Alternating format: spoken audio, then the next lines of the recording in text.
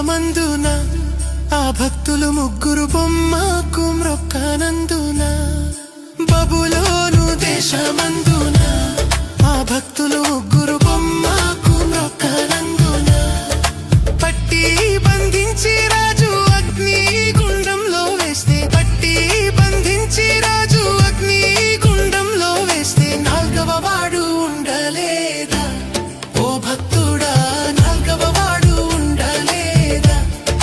నాల్గవ వాడు ఉండలేదా? ఓ భక్తుడా, నాల్గవ వాడు ఉండలేదా?